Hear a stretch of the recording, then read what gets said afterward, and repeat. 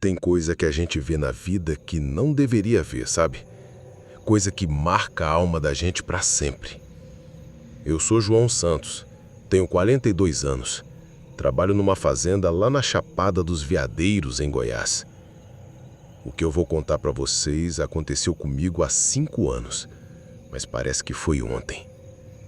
Até hoje, quando a lua cheia aparece por trás da serra, eu ainda escuto aqueles uivos que gelaram meu sangue. O que vocês vão ouvir agora é a pura verdade, mesmo que ninguém acredite.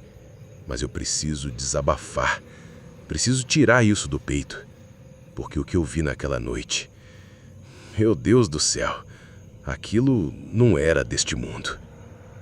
Olha, eu sempre fui um cara do mato, né?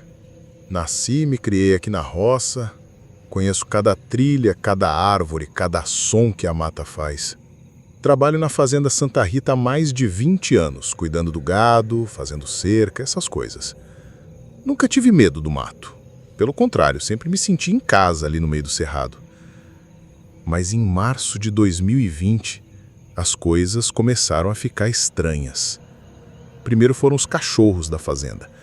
Eles ficaram inquietos, latindo pro nada, se escondendo embaixo das mesas. O Rex, um vira-lata valente que sempre me acompanhava nas caminhadas, começou a se recusar a sair de casa depois do sol se pôr. Isso já me deixou meio desconfiado, porque cachorro sente coisa que a gente não sente, né? Aí começaram sumiços. Primeiro foram as galinhas do seu Antônio, vizinho da fazenda. Umas 10 galinhas sumindo toda semana. Mas não era raposa, nem gambá, porque não tinha pena espalhada, não tinha sangue. Simplesmente sumiam. Depois foi uma bezerra nova que estava pastando perto da mata. No outro dia, só tinha as pegadas dela até a beira do mato. Depois, nada. Mas o que me arrepiou mesmo foram as pegadas que eu achei perto do açude. Eram pegadas grandes, maiores que a minha mão aberta, com um formato meio estranho. Não eram de onça, não eram de cachorro, não eram de gente. Eram uma coisa no meio, sabe? Como se fosse uma pata de bicho, mas com dedos alongados. E tinha só 4 dedos, com marca de unha bem funda na terra. O pior é que as pegadas iam da beira do açude até a mata. Mas não voltavam. Era como se o bicho tivesse simplesmente desaparecido no ar. 2 semanas depois, aconteceu o que eu nunca vou esquecer.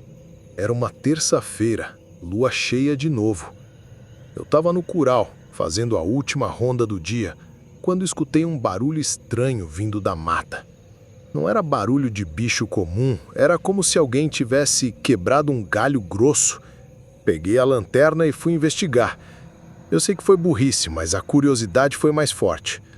Quando cheguei na beira da mata, vi pegadas frescas na terra. Eram aquelas pegadas estranhas que eu já tinha visto antes, só que agora tinha sangue em volta. Segui as pegadas por uns 100 metros mata adentro. O cheiro era horrível, mistura de bicho morto com algo que eu não conseguia identificar. De repente escutei um barulho de osso sendo quebrado. Virei a lanterna para o lado e quase morri de susto. A criatura estava ali, a uns 20 metros de mim, devorando alguma coisa. Quando a luz da lanterna bateu nela, ela levantou a cabeça e me encarou. Era ainda mais assustadora de perto. O focinho era alongado, cheio de dentes amarelos e pontiagudos. As mãos eram enormes, com unhas que pareciam garras, e aqueles olhos vermelhos parecia que queimavam a alma da gente. Ela largou o que estava comendo e começou a vir na minha direção. Caminhava devagar, como um gato se aproximando da presa. Eu estava paralisado de medo, mas alguma coisa dentro de mim gritou: "Corre, João, corre!" Saí correndo como um doido, quebrando galho na cara, tropeçando em raiz, mas não parava. Escutava a criatura correndo atrás de mim, fazendo um barulho de animal respirando pesado. Quando saí da mata, ainda corri até a casa. Tranquei a porta e fiquei o resto da noite acordado, com a espingarda no colo. No dia seguinte, voltei ao local com Zé Roberto. Onde a criatura estava comendo, achamos restos de uma capivara. Mas não eram restos normais, sabe? Parecia que tinha sido despedaçada por algo com força descomunal. Depois daquela noite, eu não conseguia mais sossegar. Resolvi procurar Dona Francisca, uma senhora de 89 anos que mora na vila. Ela é conhecida como a pessoa mais velha da região. Nasceu e se criou aqui. Se alguém sabia alguma coisa sobre essa criatura, era ela. Quando contei para Dona Francisca o que eu tinha visto, ela ficou muito séria. Fez o sinal da cruz e disse: "Meu filho, você mexeu com coisa que não devia mexer." Ela me contou uma história que me gelou o sangue. Segundo Dona Francisca, há mais de 50 anos morava na região um homem chamado Benedito Ferreira. Ele era conhecido como um sujeito ruim que maltratava a mulher e os filhos. Benedito tinha o costume de sair nas noites de lua cheia para caçar, mesmo sendo proibido. Numa dessas caçadas, ele matou uma onça que estava com filhotes. A onça era considerada sagrada pelos índios da região, que disseram que ele seria amaldiçoado por isso. Benedito riu da maldição e disse que não tinha medo de macumba de índio. Mas a coisa mudou quando ele começou a ter pesadelos. Sonhava que se transformava em bicho, que sentia fome de carne crua, que corria pela mata como um animal. Os pesadelos foram ficando mais reais, até que numa noite de lua cheia ele desapareceu. A mulher dele disse que ele saiu de casa normal, mas nunca mais voltou.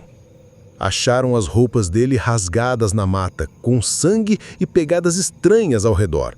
Desde então, nas noites de lua cheia, as pessoas começaram a ver uma criatura rondando a região. "Virou lobisomem, meu filho", Dona Francisca me disse. "A alma dele não consegue descansar. Ele está preso entre o mundo dos vivos e dos mortos, condenado a vagar pela mata como um bicho." Quando perguntei se tinha jeito de quebrar a maldição, ela balançou a cabeça. "Só se alguém conseguir fazer ele lembrar que já foi gente. Mas é muito perigoso, meu filho, muito perigoso." Depois de saber a verdade, eu pensei em ir embora dali. Mas a fazenda era minha vida. Minha família dependia do meu trabalho. Resolvi que ia enfrentar a situação, tentar quebrar a maldição. Procurei um padre na cidade, Padre Antônio, que conhecia essas coisas do sobrenatural. Ele me deu uma cruz benzida e me ensinou algumas orações. Disse que se eu conseguisse chegar perto da criatura e mostrar que não tinha medo, talvez ela lembrasse da humanidade que ainda existia dentro dela. Na próxima lua cheia eu me preparei. Coloquei a cruz no pescoço, peguei a lanterna e fui até a mata. Dessa vez não fui como caçador, fui como alguém que queria ajudar. Não demorou muito para a criatura aparecer. Ela saiu do meio dos arbustos, rosnando baixinho, mas dessa vez eu não corri. Fiquei parado, segurando a cruz e comecei a falar. "Benedito, eu sei quem você é. Você não é um monstro, você é gente. Você tem uma família que sofre até hoje sem saber o que aconteceu com você." A criatura parou de rosnar. Por um momento vi confusão naqueles olhos vermelhos, como se algo dentro dela tivesse despertado. Ela se aproximou devagar, farejando o ar. Quando chegou perto de mim, ela levantou uma das mãos enormes e quase tocou meu rosto. Naquele momento, eu vi lágrimas descendo pelo rosto peludo dela, lágrimas de gente. E ela soltou um som que não era uivo, era choro. Choro de quem está sofrendo há muito tempo. Mas aí a lua se escondeu atrás de uma nuvem e quando voltou a aparecer, a criatura tinha sumido. Eu fiquei ali parado, sentindo que alguma coisa tinha mudado. Desde então, eu ainda vejo pegadas na mata, ainda escuto uivos distantes, mas é diferente agora. Não é mais um som de raiva, é um som de tristeza. como se a alma do Benedito tivesse encontrado um pouco de paz, mas ainda não conseguisse descansar completamente. E até hoje, toda vez que a lua cheia aparece por trás da serra, eu escuto aqueles uivos carregados de dor. Porque algumas maldições, meu amigo, são mais fortes que a morte. E algumas almas ficam presas entre dois mundos, esperando que alguém as ajude a encontrar o caminho de volta para casa. Tem coisa que ninguém acredita até viver na pele. Aqui no Voz do Terror, a gente só conta o que muita gente esconde. Se curtiu, já garante sua inscrição e ativa o sininho. E se ouvir barulhos estranhos hoje à noite, tenta não abrir a porta.